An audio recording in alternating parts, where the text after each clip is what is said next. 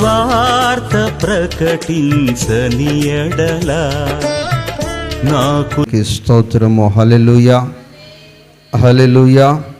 ఆ 9 వాక్యాన్ని మరి ఈ పూట ఆత్మదేవుడు మనకు సహాయము చేయును గాక. దానిలో ఉన్న చాలా విషయాలు గడిచిన దినము మనం ధ్యానం చేసుకున్నాం. మరి ఈ పూట కూడా ఇంకా మరికొన్ని విషయాలు ఆత్మదేవుని సహాయముతో మనకు నేర్చుకుందుముగాక. ఆమేన్. చదువుకుందాం 9 వాక్యాన్ని.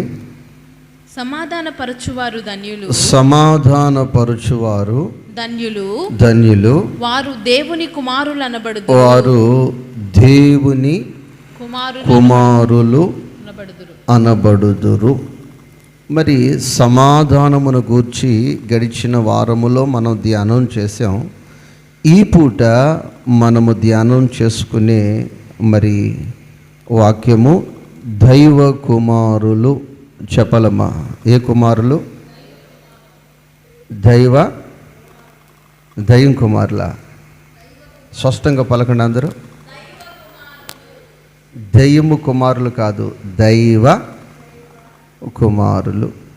మరి ఈ పూట మనం ధ్యానం చేసే వాక్యము, నువ్వు దయ్యం పుత్రునిగా ఉన్నావా, లేక దైవ కుమార్తెగా దైవ కుమారుడుగా ఉన్నావా అన్న విషయాలు ఈ పూట మనము ధ్యానం చేసుకుందాం.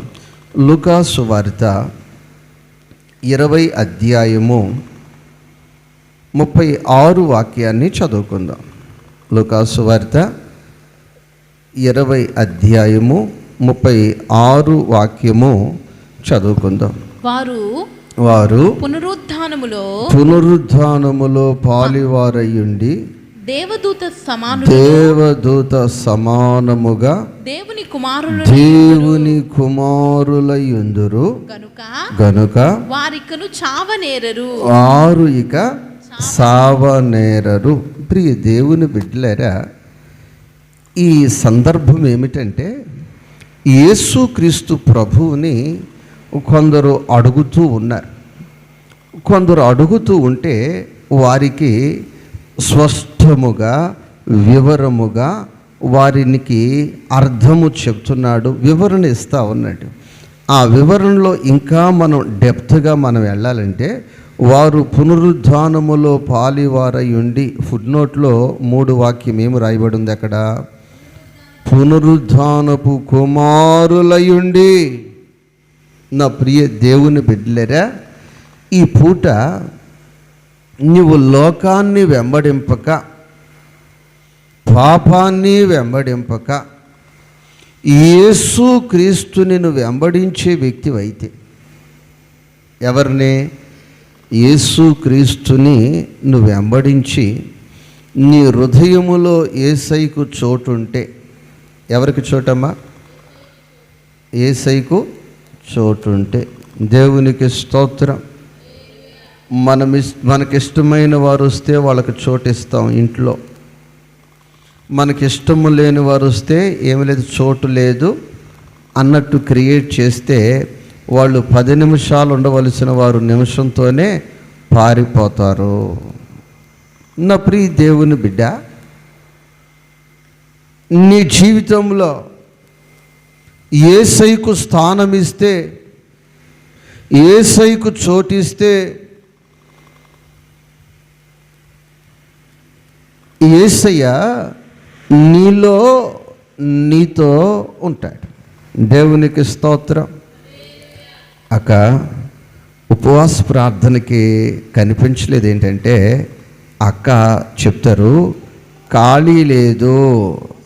ఏం లేదు ఖాళీ లేదు అని చెప్తారు. అంటే ఆమెకు అన్నిటిలో ఉంటుంది ఖాళీ, కానీ యేసయ్యకి ఏముండట్లేదు, ఖాళీ ఉండట్లేదు. కాబట్టి నా ప్రియ తల్లి, కాబట్టి నీ ప్రియ సహోదరి, మరి యేసయ్య విషయంలో నువ్వు ఖాళీ చేసుకోగలవా? తమ్ముడు, ఆదివారం కనిపించలేదు. ఏంటంటే ఏం లేదు, ఖాళీ లేదు. అయితే నా ప్రియ దేవుని బిడ్డలేరా, ఈ వాక్యము నీకు తెలియచేస్తున్న విధానం ఏంటంటే, నీవు సామాన్యమైన వ్యక్తివి కాదు, నీవు దైవ పుత్రికవు, దైవ పుత్రుడవు. నువ్వు ఎవరు అంటే, దేవదూతలతో సమానమైన స్థానము నా దేవుడు నీకు ఇచ్చాడు. దేవునికి స్తోత్రం. దేవదూత సమానులుగా దేవుని కుమారులై ఉందురు. దేవునికి స్తోత్రం. మరి దేవదూతలతో సమానముగా నా ప్రభు నిన్ను చేశాడు కదా, దేవదూతలతో సమానముగా నా ప్రభు నిన్ను పెట్టాడు కదా, మరి నీకు దెయ్యాలతో సహవాసము అవసరమా? లోకముతో సహవాసము అవసరమా? లోక సంబంధమైన వాటికైతే నీకు ఖాళీ దొరుకుతుంది, కానీ దైవ సంబంధముగా అంటే ఖాళీయే లేదు. ఏం లేదమ్మా? ఏం లేదు? ఖాళీ లేదు, ఖాళీ లేదు. కాబట్టి ప్రియ దేవుని బిడ్డలరా, ఈ పూట నువ్వు గుర్తించవలసినది ఏమిటంటే, నీవు లోక సంబంధివి కాదు, నీవు లోక సంబంధివి కాదు, నీవు లోకములో నుంచి వేరు చేయబడిన వ్యక్తివి, నీవు పరలోక రాజ్యములో ప్రవేశించే వ్యక్తివి. అక్కడ నీకు దేవదూతలతో సమానత్వం ఉంటుంది, నువ్వు తక్కువ వ్యక్తివి కాదు. తదుపరి అక్కడ మనము చూసినట్లయితే దేవుని కుమారులయ్యుందురు. నా ప్రియ దేవుని బిడ్డలేరా, మన గృహానికి చాలామంది వస్తారు వెళ్తారు, చాలామంది తింటారు, ఒక పూట పండుకుంటారు, ఒక పూట 2 పూటలు వారు మన ఇంట్లో ఉంటారు. వారిది మన గృహం అవదో.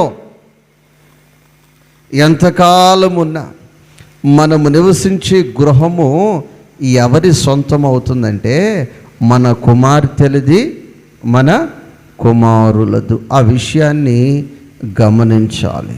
దేవునికి స్తోత్రం. ఎందుకని యేసయ్య మనల్ని కుమార్తెగా స్వీకరిస్తున్నాడు, కుమారులుగా స్వీకరిస్తున్నాడంటే, నువ్వు యేసయ్యకు కుమార్తెగా ఉంటేనే, యేసయ్యకు కుమారునిగా ఉంటేనే పరలోక రాజ్యములో హక్కు నీకుంటుంది. పరలోక రాజ్యములో హక్కు నీకుంది. మరి ఈ పూట నీ జీవితంలో యేసయ్యకు కుమార్తెగా ఉండాలనుకుంటున్నావా? యేసయ్యకు దూరముగా ఉండాలనుకుంటున్నావా? యేసయ్యకు నీవు కుమార్తెగా ఉన్నప్పుడే, యేసయ్యకు నీవు కుమారుడుగా ఉన్నప్పుడే పరలోక రాజ్యము నీ సొంతం అయిపోతుంది. దేవునికి స్తోత్రం. హల్లెలూయా. ఆయనకు కుమారునిగా నేను ఉండలేను, ఆయనకు కుమార్తెగా నేను ఉండలేను, నేను బయటే ఉంటాను, ఏదో వచ్చిపోతాను. ఏం చేస్తాను? వచ్చి చూసి పోతాను. చాలామంది అంటారే, వచ్చి ఒక పూట ఉండి చూసి పోవచ్చు కదా అన్నట్లుగా నీ జీవితం ఉంటే కుమార్తె అవో, కుమారుడు అవో. అప్పుడు నీకేమి కలుగుతుందంటే, ఇక్కడ నీకు రైట్స్ ఉండవు, హక్కులు ఉండవు. మరి నీ హక్కు, నీ రైట్స్, నీ స్థానమంతా ఎక్కడంటే నరకమే. ఏంటమ్మది? ఏంటది? నరకమే. ఇక ఆ నరకములో అగ్ని ఆరదు, పురుగు చావదు. అగ్ని ఆరదు, ఇక పురుగు చావదు. ఆ దశలోనికి, ఆ స్థితిలోనికి నీ జీవితం వెళ్ళిపోతుంది. ఆయన రాజ్యములో ఉన్నవారికి ఆకలి లేదు. చెప్పలమ్మ, ఏమి లేదు? ఆకలి లేదు. ఆకలి దప్పుక చింతలు, మనో దుఃఖాలు లేవకడా. ఆకలి దప్పుక చింతలు, మనో దుఃఖాలు లేవకడా. మహిమా కిరీటం పొంది పరిశుద్ధుని దర్శించేదన్. హల్లెలూయా. అక్కడ ఆకలి లేదు అంటే జబ్బులే లేవు. ఇక ఇప్పుడు ఎక్కడికి వెళ్ళినా డాక్టర్ చెప్పేది ఏంటంటే నువ్వు తినిన దాన్ని బట్టే నీకు రోగం వస్తుంది. దేనికి వస్తుందమ్మా? చికెను ఇష్టముగా తింటున్నావు, అది 34 రోజుల్లో పెరిగిన దాన్ని ఇష్టంగా తినేస్తున్నావు కాబట్టి అందుకే నీకు రోగం. నీ తిండే నీకు రోగం, నీ తిండే నీకు రోగం. ఆ తిండి కోసమే శ్రమ, ఆ తిండి కోసం చర్చి అయినా మర్చిపోతున్నారు. ఆ తిండి చుట్టూరే తిరిగి తిరిగి తిరిగి తిరిగి పాటలుండవు, వాళ్ళకి ఆరాధన ఉండదు. వాక్యం చివరిలో వస్తారు, వాక్యం చివరిలో వచ్చిన మళ్ళీ ఏముంది, వాక్యం త్వరగా అయిపోతుంది, మళ్ళీ బిర్యానీ పెట్టేస్తారు. నా ప్రియ దేవుని బిడ్డలేరా, ఆకలి దప్పుకలు లేని రాజ్యం. ఆ రాజ్యములో ఆకలి లేదు, చావు లేదు. అమ్మమ్మ ఏమి లేదు? ఆకలి లేదు, చావు లేదు. ప్రియ దేవుని బిడ్డలేరా, ఒక విషయాన్ని మీరు గమనించాలి. ఎవరింటికి వెళ్ళినా మనం తిరిగి వచ్చేయాలి మన ఇంటికి. ఇక మన ఇంటి దగ్గర నుంచి ఎక్కడ పోం. దేవునికి స్తోత్రం. అలాగా ఈ భూమి మీదకి వచ్చాము. ఎక్కడి నుంచి వచ్చామంటే తండ్రి ఇంటి నుంచి వచ్చాం. చెప్పలేము ఎక్కడి నుంచి వచ్చాం? తండ్రి ఇంటి నుంచి వచ్చాం. మరలా ఆయన పిలిస్తే అక్కడికి క్షణము కూడా లేకుండా వెళ్ళిపోవాలి. నిన్న ఒక సహోదరుడు ఉదయం 10 గంటలకు స్నానం చేసి బట్టలు వేసుకుని ఆటో స్టాండ్కి వచ్చి ఆటో ఎక్కాడు. నెల్లూరు వెళ్తూ ఉన్నాడు. రాజుపాలెం వెళ్ళేసరికి ఆటోలోనే చనిపోయాడు. ఎక్కడ చనిపోయాడు? 11 గంటలకు చనిపోయాడు. 4 గంటలకు భూస్థాపితం కూడా అయిపోయాడు. నా ప్రియ దేవుని బిడ్డలేరా, అది పెద్ద విశేషమేం కాదు. తన ఇంటికి తాను వెళ్ళిపోయాడు. నేను నా ఇంటికి వెళ్ళిపోవాలి, నీవు నీ ఇంటికి వెళ్ళిపోవాలి. దేవునికి స్తోత్రం. భక్తి నీ జీవితంలో లేకుండా గుండె మీద చేయి పెట్టుకుని చెప్పగలవా నా ఇంటికి నేను వెళ్ళిపోతానని? భక్తి ఉన్న ఎవరికైనా చావు అంటే భయం ఉండదు. ఎందుకంటే ఇల్లు నాది కాదు, ఆ ఇల్లు నాది. దేవునికి స్తోత్రం. ప్రియ దేవుని బిడ్డలారా, భక్తి కలిగిన ప్రతి ఒక్కరు కూడా వాళ్ళకి చావే కాదండి, ఈ భూమి నుంచి ఎడబాటు తనింటికి తాను వెళ్ళిపోయినట్లు. దేవునికి స్తోత్రం.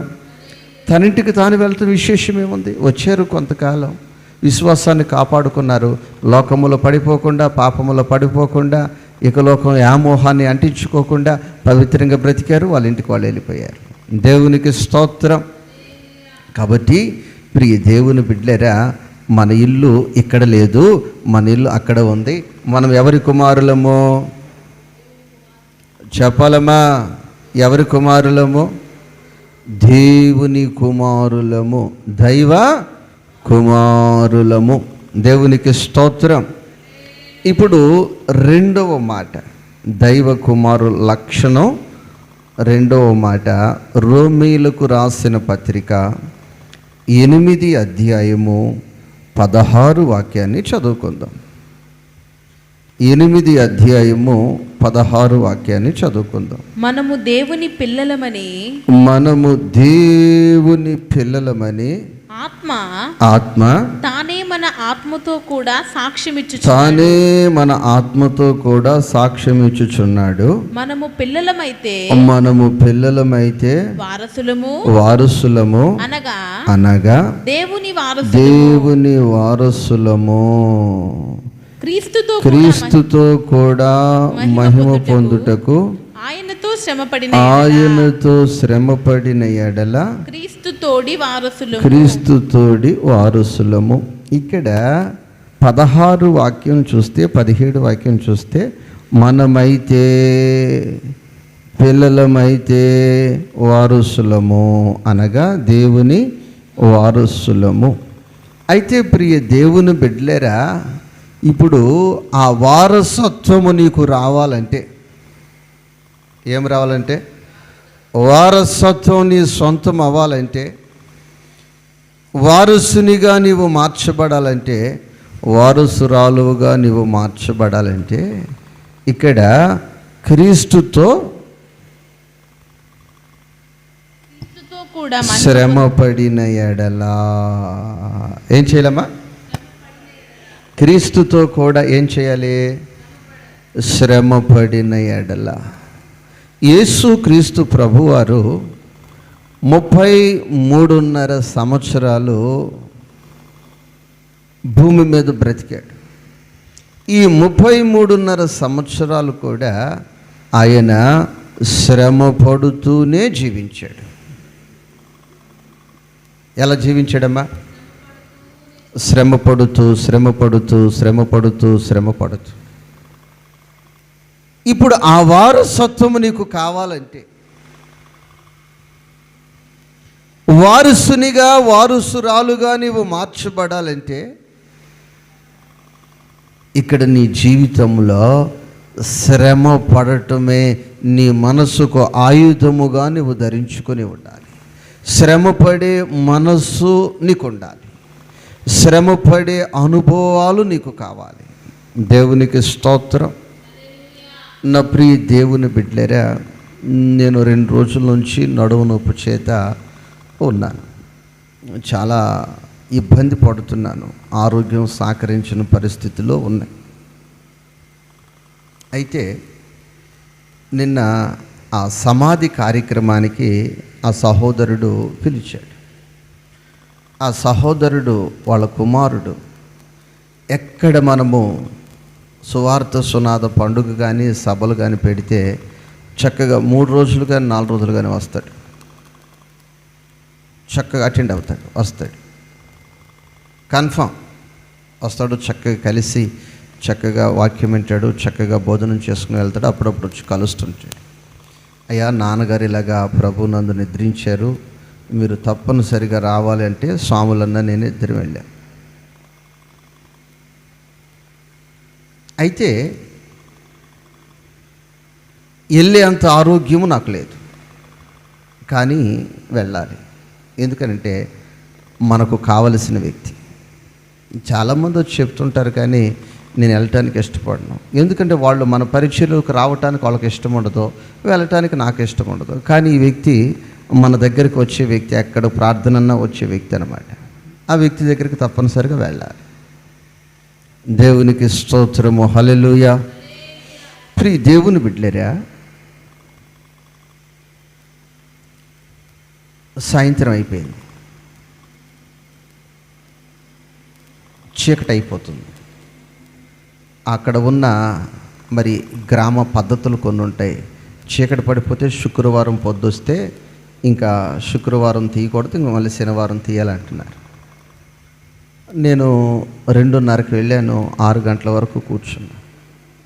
విషయం ఏంటంటే పెట్టి మోసేవాళ్ళు లేరు. ఎవరు లేరు? ఇంకా వాళ్ళందరూ ఏమంటున్నారంటే, మేము హిందువులుగా పాడి కట్టుకుంటే మేము మోసుకెళ్తాం, మీ పెట్టి మేము పట్టుకోమంటున్నారు.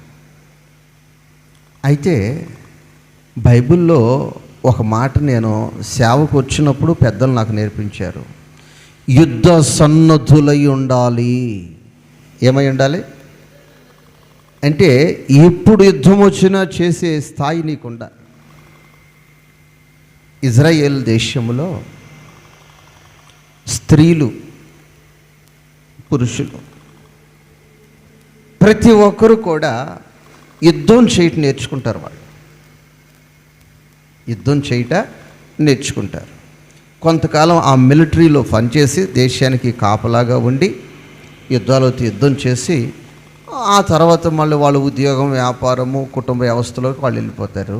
కానీ ఎప్పుడు యుద్ధం వచ్చినా ఐఎమ్ రెడీ యుద్ధం చేయటానికి. వాళ్ళు ఇంకేం లేదు, పిల్లల్ని అక్కడ పెడతారు, గన్న పట్టుకుని యుద్ధానికి దిగిపోతారు. ఇది ఇజ్రాయేల్ ప్రజలు చేసే విషయం. అయితే బైబిల్ చెప్తుంది, మీరు ఎప్పుడు కూడా యుద్ధ సన్నద్ధులై ఉండాలని. దేవునికి స్తోత్రం, హల్లెలూయా. నా ప్రియ దేవుని బిడ్డలారా, నేను వెళ్ళింది తెల్ల లాల్ చేసుకుని బైబిల్ పట్టుకుని వాక్యం చెప్పడానికి, ప్రార్థన చేయటానికి కదా. ఇంకా ఏదో వ్యాన్ వస్తుంది అంటున్నారు కానీ అది రావట్లేదు, చీకటి పడిపోతుంది. నా ప్రియ దేవుని బిడ్డలారా, చెప్పాను కదా 3-4 రోజుల నుంచి నడుము నొప్పితో బాధపడుతున్నానని.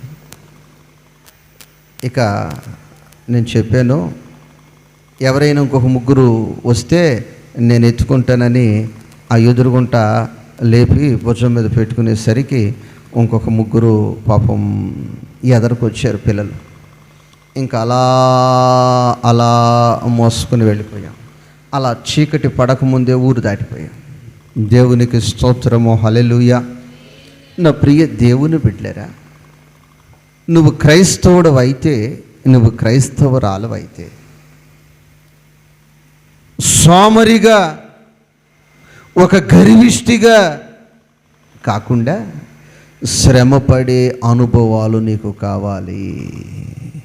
క్రీస్తు కొరకు శ్రమపడే అనుభవాలు, సంఘము కొరకు శ్రమపడే అనుభవాలు, పరిచర్య కొరకు శ్రమపడే అనుభవాలు, ఆ లక్షణాలు నీ జీవితంలో కనిపిస్తేనే నీవు వారసుడవుతావు.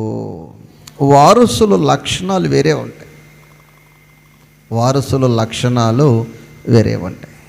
వారసులు కాని వారి లక్షణాలు వేరే ఉంటాయి. దేవునికి స్తోత్రం. శ్రమల పాలైతి సొమ్మసిల్లితి, సిలువకు నే చేరితి. శ్రమల పాలైతి సొమ్మసిల్లితి, సిలువకు నే చేరితి. శ్రీకరుడానా సిలువను మోసి, శ్రీకరుడానా సిలువను మోసి, ఆదరణే చూపినావే, నూతన బలమిచ్చినావే, ఆదరణే చూపినావే, నూతన బలమిచ్చినావే. హల్లెలూయా. నా ప్రియ దేవుని బిడ్డలారా, ఎప్పుడైతే నీవు వారసుల అనుభవాలలోనికి, ఆ స్థాయిలోనికి వచ్చేవారు, వాళ్ళ లక్షణాలు, వారి కదలికలు ఒక ప్రత్యేకముగానే ఉంటాయి. అంటే వారు శ్రమ పడుతూ ఉంటారమ్మా. ఎలా ఉంటారు? శ్రమ పడుతూ ఉంటారు. దేవునికి స్తోత్రము, హల్లెలూయా. ఒకరోజు పెళ్ళైన ప్రారంభ దినాలు అవి. అంటే ఒక 3-4 రోజులు, 5 రోజులు అలా అయింది. నేను అత్తగారింటి దగ్గర ఉన్నాను. ఉదయాన్నే లేచి నాకు అక్కడ ఉన్న చర్చికి వెళ్ళాలనిపించింది. ఉదయాన్నే లేచి స్నానం చేసి టిఫిన్ పెట్టారు, తిన్నాను. చర్చికి బయలుదేరి వెళ్తూ ఉన్నాను, నడిచి వెళ్తూ ఉన్నాను. వెళ్తూ ఉంటే ఆ మధ్యలో మార్కెట్లు కనిపించింది. చేపలు బాగున్నాయి. ఎందుకనో నాకు కొనాలనిపించి కొని చేపలు తీసుకుని వెళ్ళి చర్చి దగ్గరికి వెళితే నేను ఇక కొత్త పెళ్ళి కొడుకు నడక, ఆ బట్టల విధానం ఎట్లా ఉంటుందో ఇక మీకు తెలుసు. అప్పుడు ఒక వారం లోపే కదా. ఇవి పట్టుకొని వెళ్ళేసి ఆ సేవకులకి ఇస్తే, ఆ సేవకులు, అన్న తేవటానికి తెచ్చావు, నీకు వందనాలు, కానీ ఇవి చేసేవాళ్ళు ఎవరో లేరు అన్నట్లు వాళ్ళ చూపులు, కదలికలు నాకు చెప్పి, అయితే చక్కగా అక్కడ కూర్చుని చక్కగా నీట్గా చేసి ఇచ్చిన తర్వాత నేను వాళ్ళకి పూర్తి పరిచయం లేదు. పరిచయం లేకపోతే ఇచ్చేసి కూర్చున్నాను. ఎవరా ఈ వ్యక్తి అని చూస్తూ ఉన్నారు. అడగాలనుకుంటున్నారు కానీ అడగలేకపోతున్నారు. అయితే వాళ్ళు ఉద్దేశం ఏంటంటే ఈ వ్యక్తి వారసుడు లక్షణాలు ఉన్నాయి. ఏ లక్షణాలు ఉన్నాయి? వారసుని లక్షణాలే ఉన్నాయి ఉన్నాయి ఉన్నాయి అని చూస్తూ ఉన్నారు. ఈ లోపల అడిగాను పాస్టర్ గారు అని. పాస్టర్ గారు వస్తారు అని చెప్పారు. కూర్చున్నాను. ఇక ఈ లోపల పాస్టర్ గారు వచ్చారు. పాస్టర్ గారిని అడిగారు వాళ్ళు ఎవరు అని. అప్పుడు పాస్టర్ గారు చెప్పాడు, మేము అనుకున్నాములే నా ప్రియ దేవుని బిడ్డలేరా, నీ జీవితంలో వారసునిగా ఆ సాక్ష్యము కలిగి సంఘములో దేవుని పనిలో పరిచర్యలో నీ జీవితం కొనసాగుతుందా? లేకపోతే ఇంటికి చాలామంది వచ్చిపోతుంటారు. ఆ ఇంటికి చాలామంది వస్తూ ఉంటారు, పోతూ ఉంటారు, వస్తూ ఉంటారు, పోతూ ఉంటారు. ఆ వచ్చిపోయే వాళ్ళు ఆ ఇంటికి మార్కులు వేసిపోతూ ఉంటారు. ఆ వస్తువు అక్కడ ఉంటే బాగుంటుంది కదా, ఇది ఎలా చేసుకుంటే బాగుంటుంది కదా, అలా చేసుకుంటే బాగుంటుంది కదా అని వాళ్ళు చెప్పి వెళ్తూ ఉంటారు. వాళ్ళు చేయలేరు. ఎందుకనంటే ఆ ఇంటికి వారు వారసులు కాదు. నా ప్రియ దేవుని బిడ్డ, నీ జీవితంలో దేవుని వాక్యము ఈ పూట నీతో చెప్తా ఉంది. వారసులు అనగా దేవుని వారము, క్రీస్తుతో కూడా మహిమ పొందుటకు ఆయనతో కూడా శ్రమపడిన ఎడల యేసుక్రీస్తు ప్రభువారు ఈ లోకములో ఏ విధముగా శ్రమపడ్డారో, ఏ విధముగా నిందలు అనుభవించారో, ఏ విధముగా శ్రమపడ్డారో ఆ విధముగా శ్రమపడే లక్షణాలు, స్వభావము, మనస్సు ఎవరైతే కలిగి ఉంటారో వాళ్ళే పరలోక రాజ్యానికి వారసులు. దేవునికి స్తోత్రం. నీవుండు స్థలములో నేనుండగోరెదను, నీవుండు స్థలములో నేనుండగోరెదను, నా వాంఛదియే శ్రీ యేసయ్యా. నీవుండు స్థలములో నేనుండగోరెదను, నా వాంఛదియే శ్రీ యేసయ్యా. హల్లెలూయా. ఒక కుటుంబంలో గొడవ జరిగింది. కోడలు కొడుకు అలిగి వెళ్ళిపోయారు. ఎందుకు వెళ్ళిపోయారు అంటే వాళ్ళకు ఒక బెడ్రూమే ఉంది. ఆ బెడ్రూమ్ అల్లుడికి కూతురికి ఇచ్చేసారు. ఈ కోడలు కొడుకు ఇంటికి వారసుని నేను అన్నట్లు మాట్లాడుతుంటున్నారు. వాళ్ళు అల్లుడు కూతురు కదా అంటాడు తండ్రి.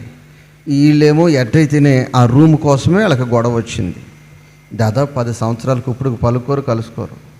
దేవుని స్తోత్రం. నిన్న కూడా అడిగా, అట్లాగే ఉంది బ్రతుకని. కానీ మనము పరలోక రాజ్యములో ఎక్కడున్నామంటే యేసయ్య ఉండే స్థలములో డైరెక్ట్గా ఉంటాం. ఎక్కడ ఉంటాం? ఎందుకు ఆ స్థానము, ఎందుకు ఆ స్థితి అంటే వారసులం, క్రీస్తుతో వారసులం. ఎందుకనంటే ఆయన శ్రమపడి వెళ్ళాడు. తర్వాత నేను శ్రమ పడుతున్నాను, నేను శ్రమ పడ్డాను అని నువ్వు చెప్పగలవా? అప్పుడు డేటా తీసి సీసీ కెమెరా చూస్తాడు ప్రభువా. భోజనం టయానికి రావటం. ఏ టయానికి?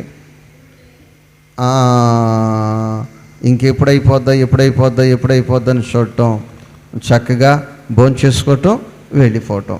ఆ భోజనం కూడా అన్ని చోట్లకు రారు. అన్ని మంచిగా పెడతారు అన్న దగ్గరికి కొందరు అడుగుతారు ముందు, ఎక్కడ భోజనం అని. ఏమని అడుగుతారు?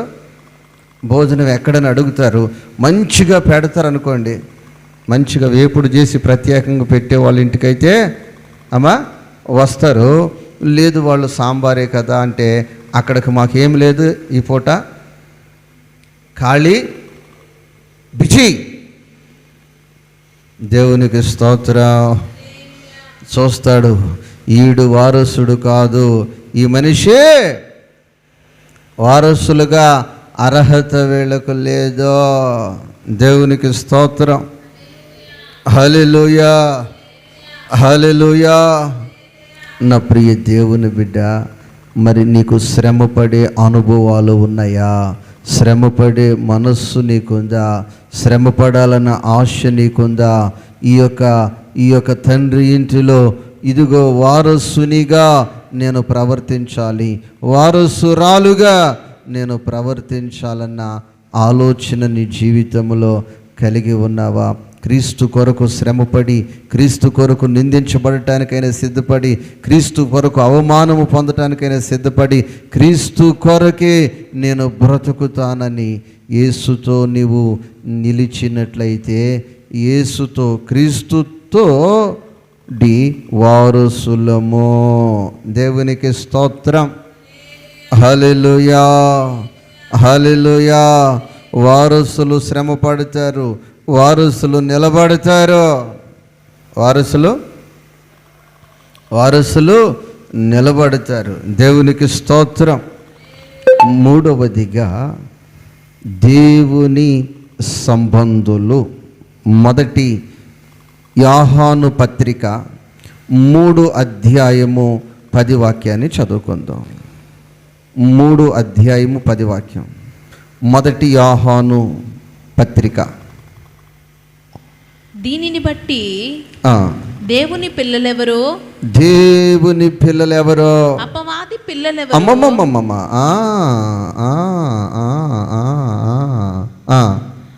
దీనిని బట్టి దేవుని పిల్లలెవరో, అపవాది పిల్లలెవరో, అపవాది పిల్లలెవరో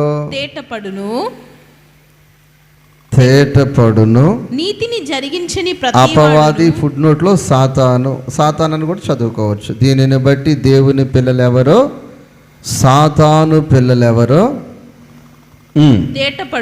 తేటపడును, నీతిని జరిగించు ప్రతివాడును, తన సహోదరుని ప్రేమింపని ప్రతివాడును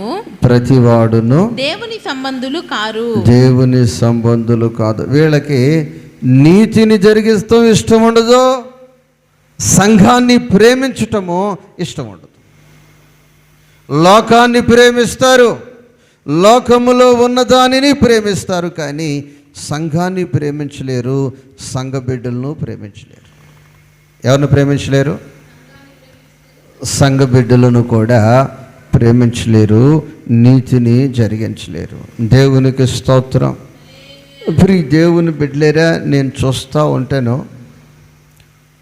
చూస్తే నాకు వాళ్ళని చూస్తే అర్థమైపోతుంది. చెప్తానే తూకం పెట్టేస్తాను వీళ్ళని, చెప్తానే వాక్యాన్ని పోల్చి పెట్టేస్తాను తూకం. ఇప్పుడు ఎవరైనా ప్రార్థన కూటానికి పిలుస్తారు, సంఘ బిడ్డల్ని ఎంత చీప్గా చూస్తారో, సంఘ బిడ్డల్ని ఎంత చీప్గా చూస్తారో. కానీ ఎవరో ఉంటారు తాగుబోతులు, వాళ్ళకు మాత్రం పాస్టర్ గారినైనా లేసుకు నుంచోమని కుర్చీ తీసుకెళ్ళేస్తారు.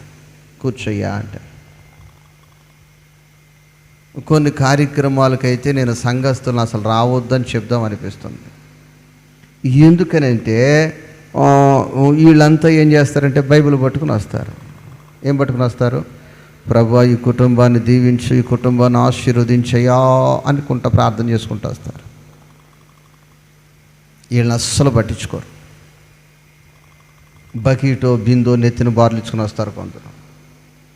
వాళ్ళకే తినండమ్మా అని పెట్టి మళ్ళీ ఒక మూట కట్టి పంపిస్తుంటారు.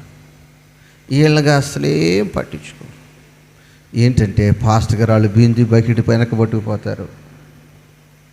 వీళ్ళు ఎట్టకు తెచ్చిన బైబిల్ ఎట్టగాళ్ళు పట్టుకుపోతారు, మాకు ఇచ్చేది లేదు. అందుకని ఆ బింది బకెట్ల కోసమైనా సరే వాళ్ళకు రెస్పెక్ట్ ఇవ్వాలి మేము. ఎవరికి అంటే ముందు అసలు సహోదర ప్రేమే లేదు వీళ్ళు. సహోదరులు ప్రార్థనాపూర్వకంగా వచ్చారు కదా, వాళ్ళను మనం గౌరవించాలి, వారిని మనం ప్రేమించాలి, మన ప్రేమ వారి పట్ల కనపరచాలి అని ఏముండదు. లోకస్తులు, లోక సంబంధులు వస్తే పరుగున పరుగెడతారు. దేవుని బిడ్డలు కదా, పిలిస్తే ఎప్పుడైనా వచ్చేస్తారు. పాస్టర్ గారికి ఒక ఫోన్ చేస్తే చాలు, పాస్టర్ గారు వెనకాల వీళ్ళందరూ వచ్చేస్తారు. కానీ వాళ్ళని పిలవాలంటే ఇంటికి వెళ్ళి కార్డు ఇచ్చి వస్తే కానీ వాళ్ళు రారు. ఉన్నప్పుడు ఈ దేవుని బిడ్డలేరా చూస్తా వీళ్ళ తూకం ఎంత. వీళ్ళు ఏ సంబంధాలు కాదు. పాస్టర్ గారిని పిలిపించుకోవచ్చు, ప్రార్థన పెట్టించుకోవచ్చు, కానీ వీళ్ళు ఎవరి సంబంధాలు కాదు. నాకు అర్థమైపోద్ది అక్కడ, వెంటనే నేను అర్థమైపోద్ది, ప్రభువా ఇక నీ చేతికి అప్పగిస్తున్నాం అయ్యా, తీర్పు తీర్చేది నువ్వు. వీళ్ళెవరు అమ్మ మరొకసారి చదువుదామా? దీనిని బట్టి దేవుని పిల్లలెవరు, దేవుని పిల్లలెవరో, అపవాది పిల్లలెవరు, అపవాది పిల్లలెవరో తేటపడును. నీతిని జరిగించని ప్రతివాడును, నీతిని జరిగించని ప్రతివాడును, తన సహోదరుని ప్రేమింపని, తన సహోదరుని, తోటి సంఘస్థుల్ని, తోటి సంఘాన్ని, మరి సంఘమును ప్రేమించని ప్రతివాడును దేవుని సంబంధులు కాదు. ఇప్పుడు నీవు లోక సంబంధివా, దేవుని సంబంధివా? దేవుని సంబంధివైతే, దేవుని కుమారువైతే, దేవుని కుమార్తెవైతే దేవుని బిడ్డలను ప్రేమిస్తావు. ఏం చేస్తావమ్మా? దేవుని బిడ్డను ప్రేమిస్తావు, దేవుని బిడ్డను గౌరవిస్తావు, దేవుని బిడ్డకు మర్యాద ఇస్తావు. దేవుని బిడ్డలను ప్రేమించలేని వాళ్ళు లోక సంబంధులు అని దేవుని వాక్యం చెప్తుంది. వారు దేవుని సంబంధులే కాదు.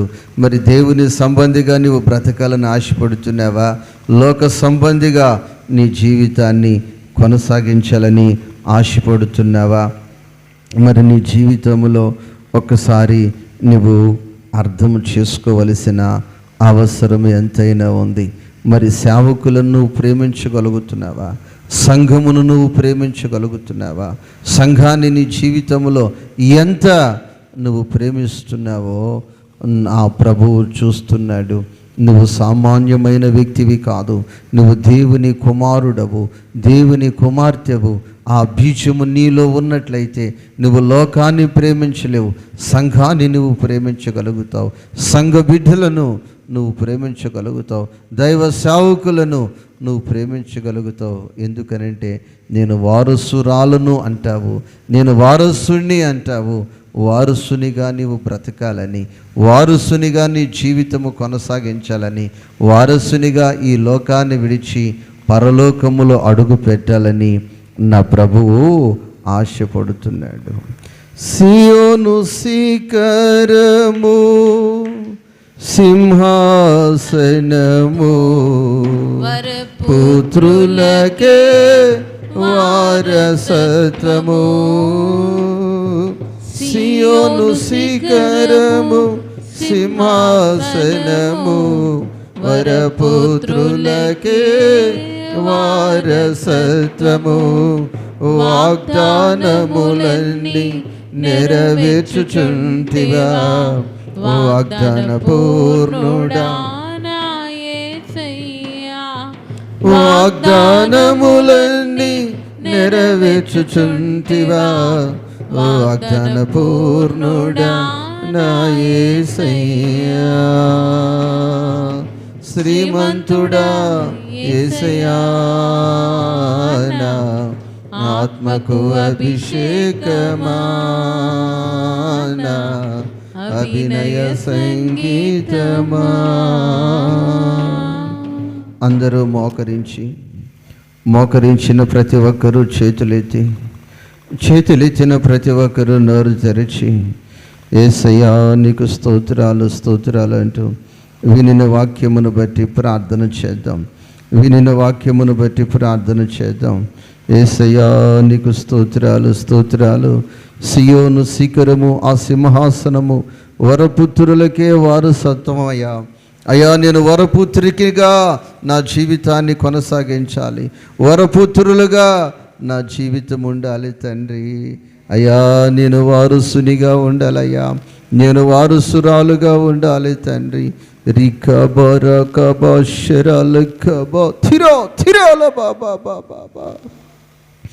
వరపుత్రులకే వారసత్వము ఆ వారసత్వమును నాకు కావాలయ్యా, వారసత్వము నాకు కావాలయ్యా. వినిన వాక్యమును బట్టి ప్రార్థన చేసుకుందాం. అయ్యా, శ్రమ పడిన వారైతే క్రీస్తుతో కూడా దాసులు, వారసులు, వారసులు, వారసులు. మనము దేవుని పిల్లలము, మనము దేవుని వారము, మనము దైవ సంబంధులము, దేవుని కుమారులము, దేవుని కుమార్తెలమని దేవుడు వివరముగా, సూటిగా, తేటగా ఆత్మదేవుడు మాట్లాడాడు. నువ్వు సామాన్యమైన వ్యక్తివి కాదు, దైవ పుత్రికవు, దైవ పుత్రుడవని మాట్లాడాడు.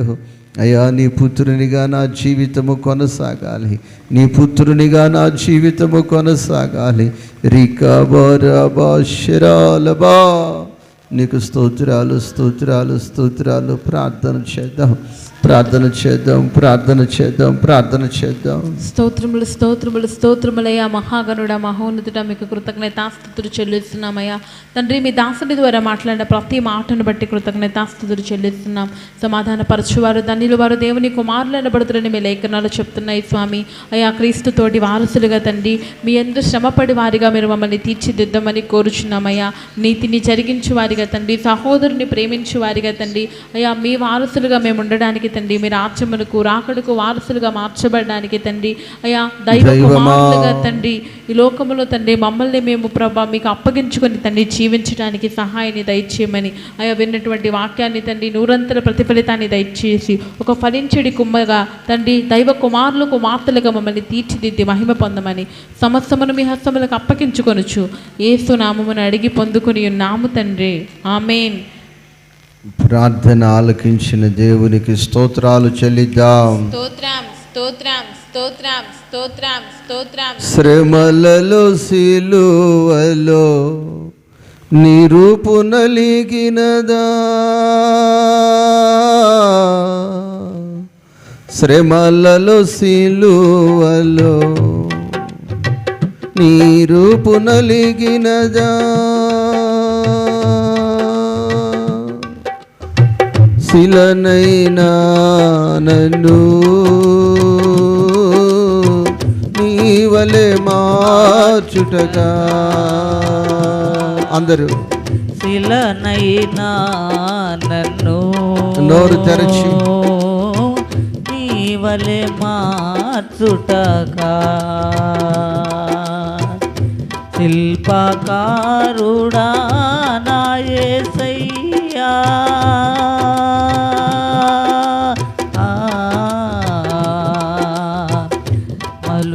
మలుచుచుంటివా నీ పోలికగా, శిల్పకారుడా నా యేసయ్యా, మలుచుచుంటివా నీ పోలికగా. ఇది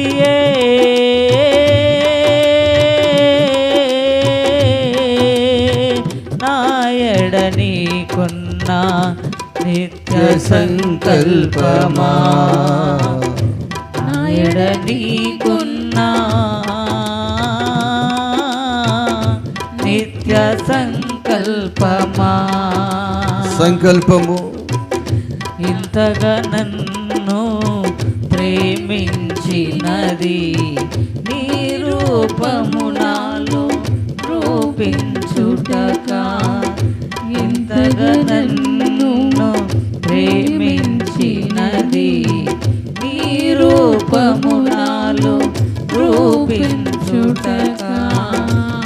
ఇది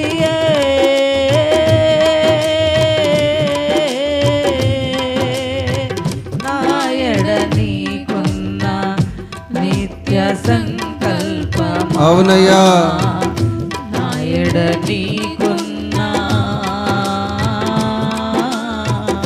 నిత్య సంకల్పమా.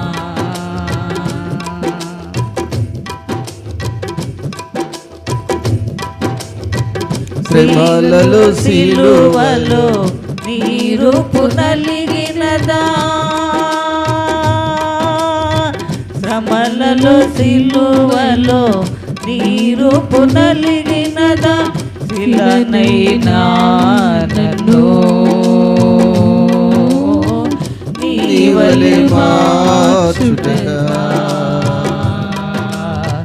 శిలనైనా నన్ను నీ వలె మార్చుటగా శిల్పకారుడా నా యేసయ్యా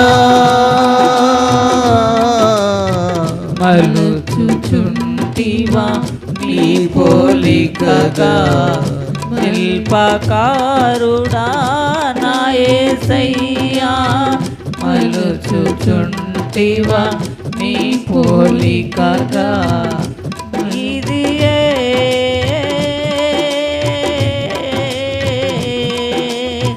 నా ఎడ నీకున్న నిత్య సంకల్పమా ఎడ నీకున్న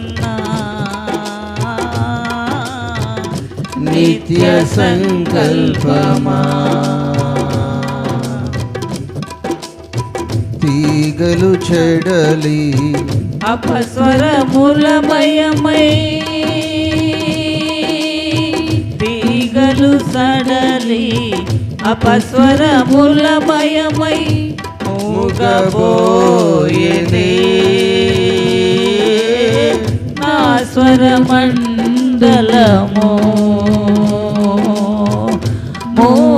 మూగబోయేనే నా స్వరమండలము అమర జీవస్వర కల్పనలో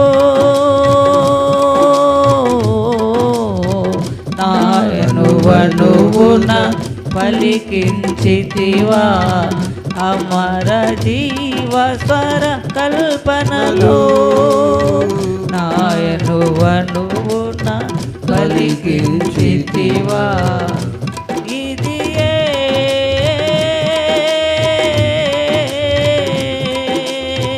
నాయడ నీకున్న నిత్య సంకల్పమా నాయడ నీకున్న నిత్య సంకల్పమా నా ఎడ నీకున్న నిత్య సంకల్పమా. ప్రేమ నమ్మకము కలిగిన మా ప్రియ పరలోకపు తండ్రి, నీ ఘనమైన నామమును బట్టి స్తోత్రములు వందనములు చెల్లిస్తూ ఉన్నాం. ఈ పూట నీ పాదముల దగ్గర చేరుకొని ఈ విధముగా స్తుతించి నిన్ను ఘనపరిచి మహిమపరచటానికి మీరిచ్చిన విస్తారమైన కృపను బట్టి నీకు స్తోత్రములు వందనములు చెల్లిస్తూ ఉన్నాం. పాటలతో వాయిద్యములతో నిన్ను ఘనపరిచాం. అనేకమైన ప్రార్థన విజ్ఞాపనలు చేసి ఉన్నాం. అయ్యా, మరి పూట ఈ శుభ శుక్రవారం ఉపవాస ప్రార్థనకు సహోదరులు సహోదరీలు వచ్చారు. ఆసక్తితో వచ్చారు, ఆశతో వచ్చారు, ప్రార్థించాలి అన్న ఉద్దేశముతో వచ్చారు, ప్రార్థించారు. ఒక్కొక్కరికి కావలసిన కృప మీరు అనుగ్రహించండి. ఎందుకు వీళ్ళు రాగలిగారు అంటే వాక్యములో వివరంగా చెప్పారు. వీళ్ళు వారసులు. అవును ప్రభువా, నీ రాజ్యానికి వారసులు, క్రీస్తు తోడి వారసులు అన్న విషయం